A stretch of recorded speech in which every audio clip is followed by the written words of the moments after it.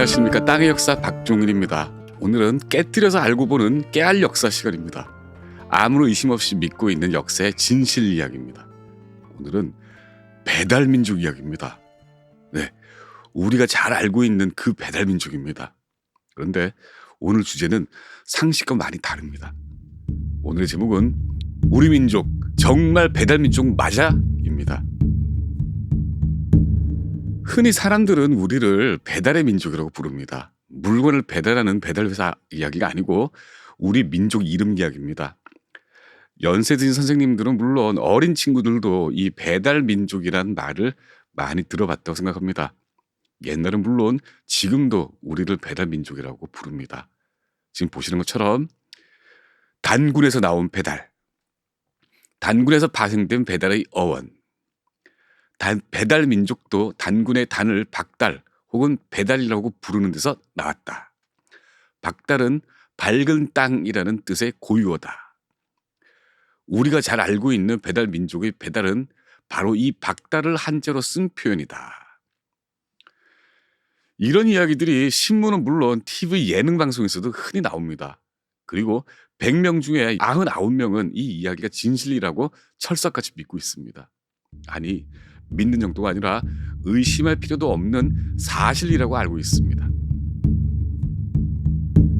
그렇다면 이 신문은 뭘까요? 1910년 5월 11일 대한매일신부입니다. 기사 제목이 우리 한국 인민의 종족 이름을 변명함입니다. 환손이라는 사람이 쓴 이 글에 이런 내용이 나옵니다. 우리 민족도 또한 일정한 민족의 이름이 있을지언을 외국인은 물론 우리도 그 칭호를 각각 다르게 불러서 슬프다. 이것도 또한 우리 국민의 한 가지 수치로다. 이름이 없답니다. 사람들이 이렇게 불렀다가 저렇게 불렀다가 해서 이 또한 우리 민족의 수치라고 이 신문의 기사를 쓴 환손이라는 사람은 주장합니다. 기사 결론이 이렇습니다. 단군 조선은 우리 민족의 발달한 기초를 처음 시작하였으며 우리 민족이 전성하던 시대의 이름인 즉 영광의 표도 될지라. 그런 고로 나는 우리 민족의 종족 이름을 조선민족이라 함이 가하다고 하노라.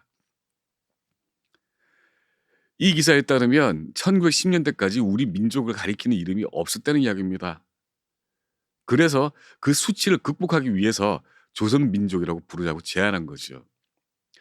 만약 배달민족이라는 말이 그 예전부터 쓰였다면 이런 기사는 나올 수가 없었겠죠. 이제 의문이 중폭됩니다. 과연 배달은 뭘까요? 지금부터 저와 함께 사료와 문헌을 꼼꼼히 뒤져가면서 그 정체를 밝혀보죠. 결론을 먼저 말씀드립니다. 20세기 전까지 우리에게 민족 이름은 없었습니다. 배달민족이란 말은 없었습니다. 배달민족은 국가 위기를 맞아서 민족주의자들이 민족 정체성을 찾기 위해 만든 신조어입니다. 비밀의 문을 엽니다. 1909년 음력 1월 15일 대종교를 창시한 나철 일대 종사가 단군교 포명사라는 글을 발표합니다. 1904년 음력 10월 백봉이라는 인물이 동료들과 함께 지은 뒤 1908년 자기에게 전수했다고 주장하죠. 포명서에는 이렇게 적혀 있습니다. 단군조 중엽에 배달국이라 칭한 어가 한자의 자의 자음으로 전변하여 조선이 되었으니 배달은 즉 조광이라. 바로 이 단군교 포명서에서 배달이라는 민족 이름이 처음 등장합니다. 원래 우리말로 나라 이름이 배달이었는데 이게 한자로 기록되면서 조선으로 바뀌어 전래됐다는 내용입니다. 그러니까 원래 단군이 만든 나라 이름은 배달이라는 거죠.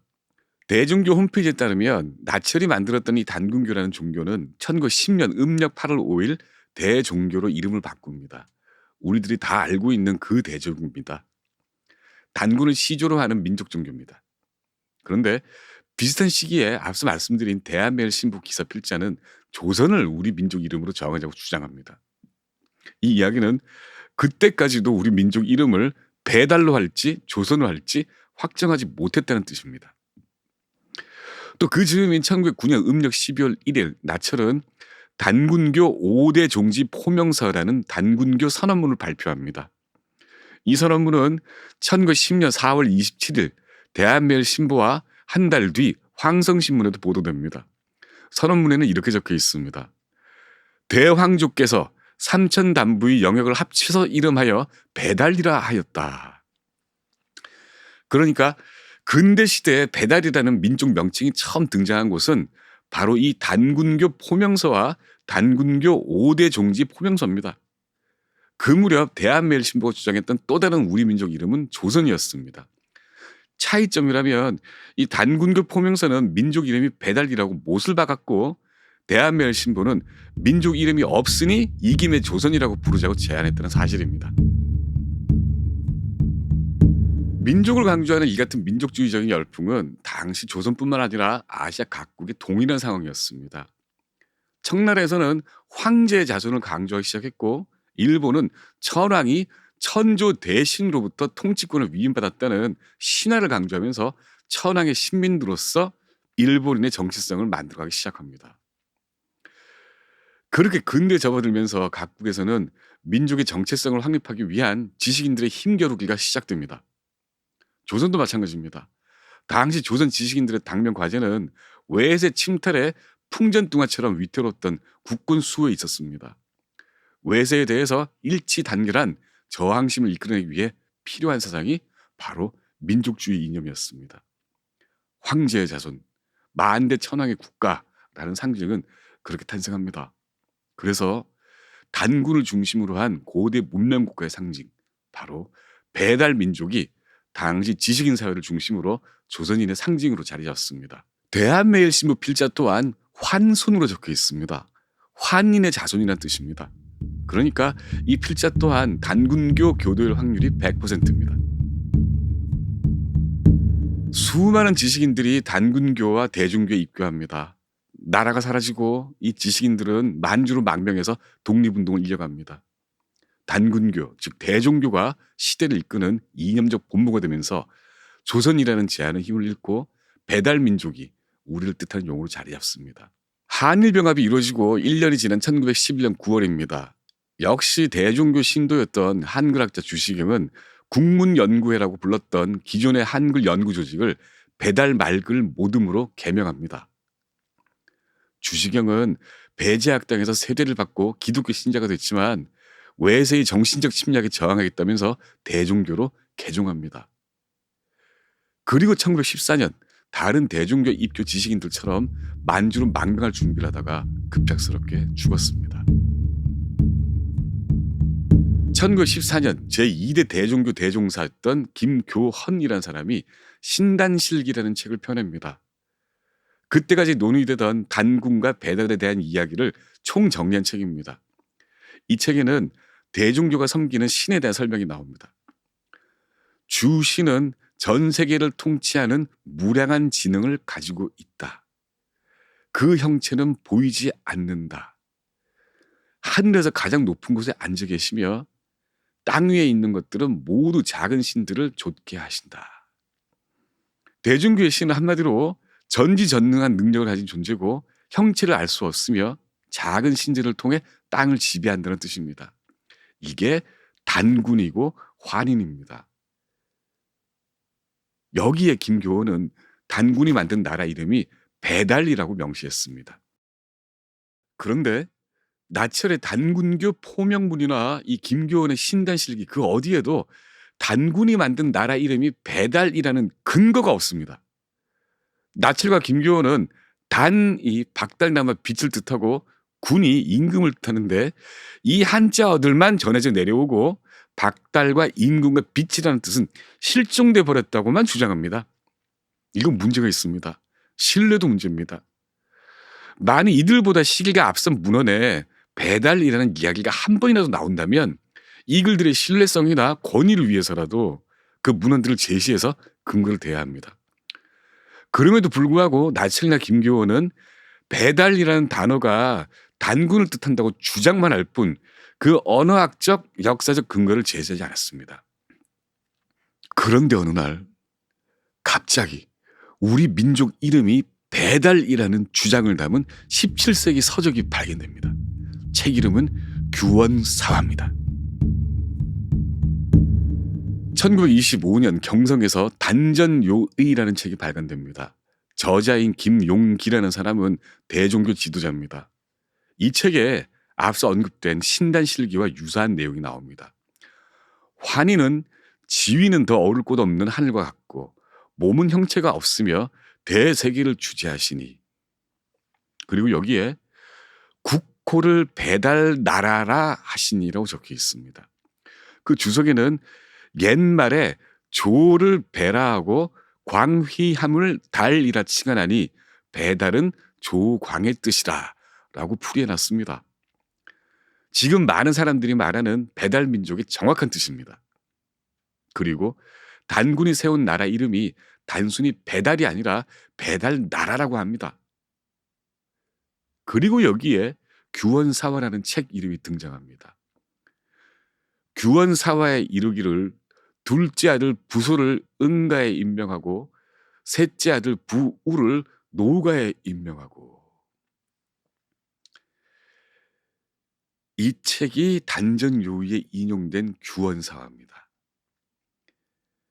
이 책 서문에 따르면 책을 쓴 사람은 북의 노인이라는 사람이고 책을 쓴 시기는 숙종 2년 1675년입니다. 이 책에 이렇게 적혀 있습니다. 단군은 박달 임금을 번역한 것이다. 단을 박달 혹은 백달이라 하고 군을 임금이라 한다. 당시 한문밖에 없어서 이를 한자로 단군이라고 써서 전했다. 자, 드디어 배달민족의 뿌리를 찾은 듯합니다. 자그마치 1675년이니까 지금으로부터 350년 전 책입니다. 이 책에서 우리 민족을 박달, 배달이라고 했으니까 배달민족은 엄연한 정통성을 가지고 있는 용어가 되는 것이요. 이렇게 규원사화라는 책 이름이 갑자기 나타납니다. 1925년 김용기라는 대종교 지도자가 단전요기를 저술하면서 바로 250년 전에 쓴 이 규원사화를 인용했습니다. 당시 250년 동안 숨어있던 책이 1920년대에 호련히 나타납니다. 이후로는 대동사강, 조선 역사같이 규원사화를 인용한 책이 본물처럼 쏟아집니다. 그러니까 이 규원사화라는 책이 배달민족의 원류입니다. 그런데 많이 이상합니다. 어떻게 갑자기 나타났을까요? 숙종 때 썼다는 책이 꼭꼭 숨어 있다가 어목한 식민시대에 접어들고 18년이 지나서야 다른 책이 인용돼서 등장할까요? 정작 그 원본은 해방이 되고 1년 뒤인 1946년 5월 국립중앙도서관이 김수일이라는 사람으로부터 100원에 구입해서 세상에 나왔습니다. 식민시대의 사학자 손보기가 필사했던 양주동 판본도 있습니다. 북한 인민대학습당에도 한부가 소장되어 있습니다. 이들 판본 모두 해방이 되고 나서야 공개됐다는 공통점이 있습니다. 배달민족의 비밀을 풀기 위해서는 17세기에 썼다는 이 규원사의 비밀을 풀어야 합니다. 이 책 이전에는 배달이라는 단어는 그 어떤 기록에도 등장한 적이 없으니까요. 규원사처럼 단군을 박달 임금으로 해석한 사료도 존재하지 않습니다. 이 규원사야말로 배달민족으로 들어간 문입니다. 함께 들어가 보겠습니다. 국립중앙도서관이 1946년에 구입한 필사본 원본입니다. 이 필사본은 1972년 당시 서지학자와 금서학자들에 의해서 진본으로 공인받은 사료입니다. 자, 그 필사본 서문입니다. 북의 노인이 쓴 이 서문에 책을 쓴 날짜가 나옵니다. 상지 2년 을묘 3월 주상, 그러니까 임금 2년째 을묘 3월. 어떤 임금이 등국 2년이 된 을묘년 3월에 썼다는 뜻입니다. 이 을묘년이 언제일까요? 규원사화에는 효종의 북벌여기가 나옵니다. 그러니까 이 주상 임금은 효종 이후 임금입니다. 등극한 지 2년째 되는 해가 을묘년인 왕은 숙종밖에 없습니다. 그래서 이 책을 쓴 시기가 1675년임을 알 수 있죠.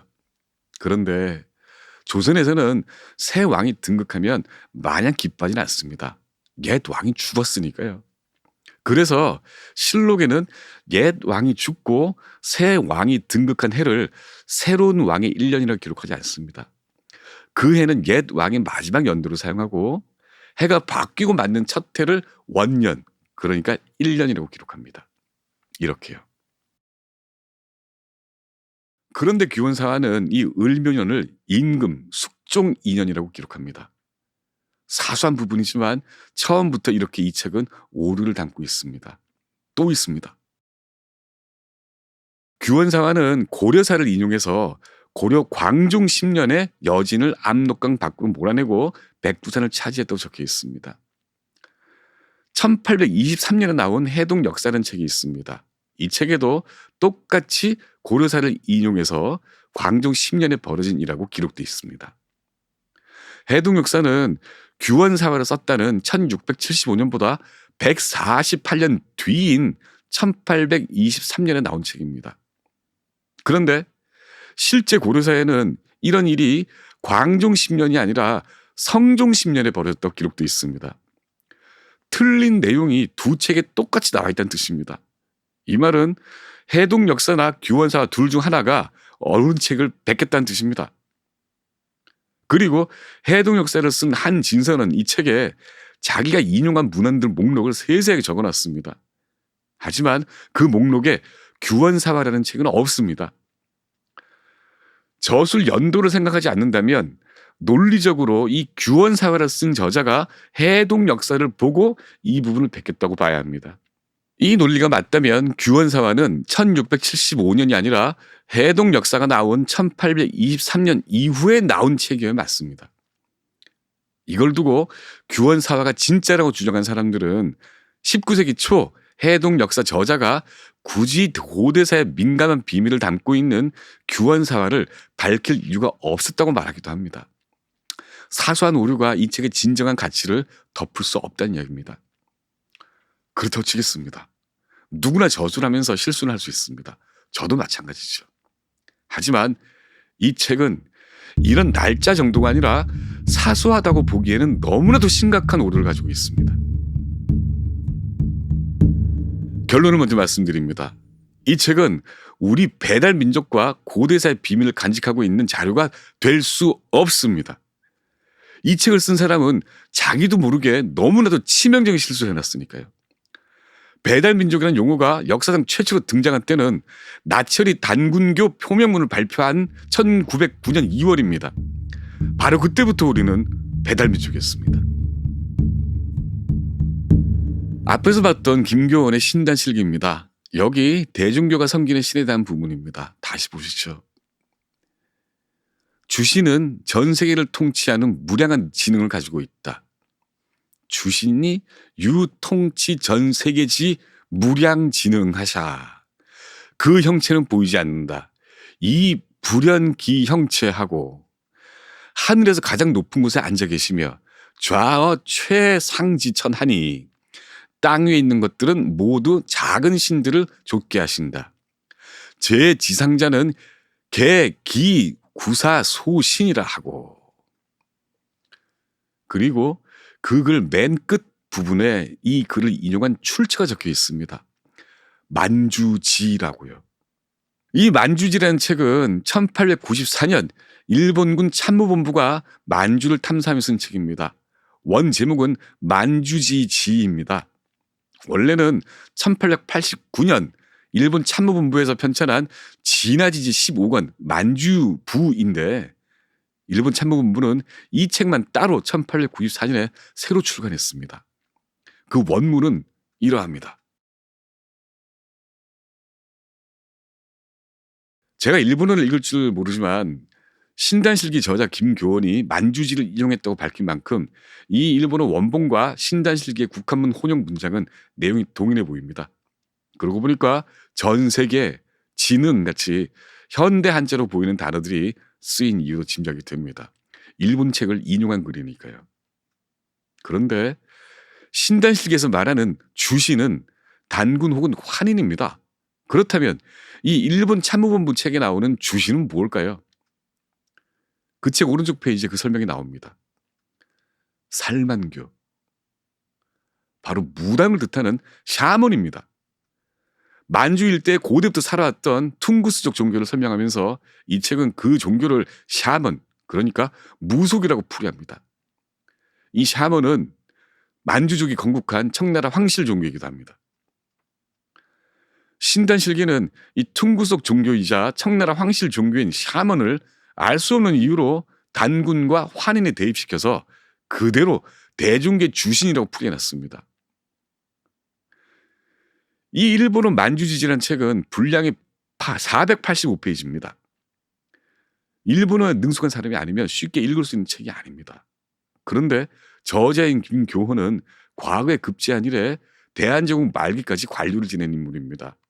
훗날 독립협회에서 활동하고 청산리 전투에도 참가했지만 기본적으로 김교헌은 한학에 능한 사람이지 일본어 원전을 해독할 수 있는 사람은 아닙니다. 그래서 한학에 능한 김교헌이 이 원본이 아닌 또 다른 서적을 참고를 하지 않았을까 하는 의심을 품고 사료를 더 뒤져봤습니다. 그래서 얼토당토하게 튀어나온 책이 바로 이 책입니다. 일본 참모본부 원본 만주지지 상해 상무인서관 인행. 그렇습니다. 1904년 청나라 상해에서 발행된 만주지지 중국어판입니다. 상해 상무인서관이라는 서점은 지금도 운영 중인 중국 대표적인 최대 출판사입니다. 판권을 보면 이 책은 이 출판사에서 독자적으로 번역하고 독자적으로 발행한 책입니다. 일본과 무관합니다. 당시까지 제대로 조사나 연구가 되어 있지 않았던 만주 지역 인문지리를 번역본으로 출간한 책이죠. 이 책 해당 부분을 볼까요?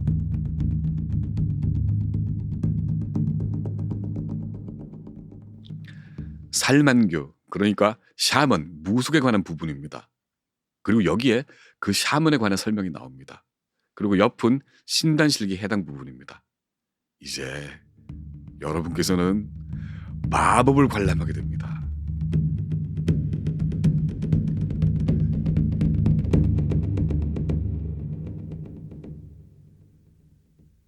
똑같습니다.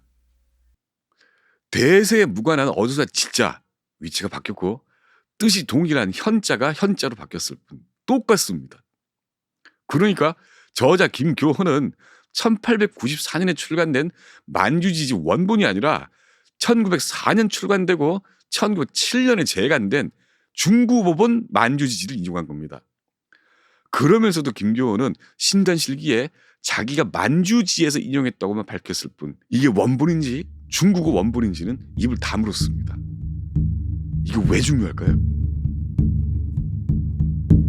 1675년에 썼다는 규원사화에도 유사한 내용이 실려 있습니다. 큰 주신이 있는데 이름하여 환인이라 한다. 일대 주신 왈환인. 전 세계를 통치하는 끝없는 지혜와 능력을 지녔다. 유통치 전 세계지 무량지능. 그 형체는 나타내지 않는다. 이 불연기 형체. 하늘 끝 가장 높은 곳에 앉아 계신다. 좌어 최상지천. 거하는 곳은 수마일이나 떨어져 있지만 언제나 밝은 빛을 크게 내뿜고 기 속어 수만리 항시 대방광명. 아래로는 또한 수많은 작은 신들이 있었다. 여기에 낯익은 단어들이 있습니다.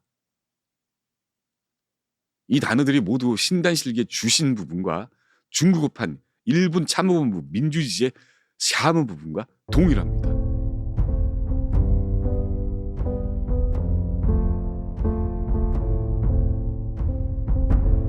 규원사화는 1920년대 식민조선에서 인용되기 시작한 책입니다. 1946년에야 처음으로 일반에게 공개된 책입니다. 그렇게 꼭꼭 숨겨졌던 규원사화를 일본 참모본부가 1880년대에 볼 수 있었을까요? 봤다 하더라도 그 해당 부분을 무당 설명 부분에 인용했을까요? 아니라고 봅니다. 그럴 수가 없습니다. 이건 100% 규원사화 저자가 만주지지를 베낀 겁니다. 더군다나 1914년에 김교헌이 신단실기를 썼을 때 규원사회의 존재를 알았었다면 이 내용은 당연히 규원사회에서 인용했다고 하지 일본이 쓴 만주지지를 인용했다고 쓰지 않았습니다. 그런데 1925년에 김용기라는 사람이 쓴 단전용의에 규원사화라는 책 이름이 처음으로 인용됩니다. 그러니까 이 규원사화라는 책은 김규헌이 신단실기를 내놓은 1914년에서 단전요의가 출간된 1925년 사이에 누군가가 만들어낸 창작물입니다. 더도 덜도 아닙니다. 이게 규원사화의 실체입니다. 이게 배달민족의 실체입니다.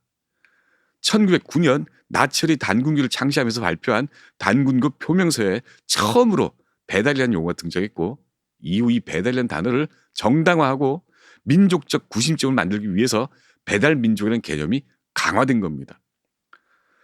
상해 임시정부 주축이었던 대종교 세력은 1922년 배달족 역사라는 교과서를 제작합니다.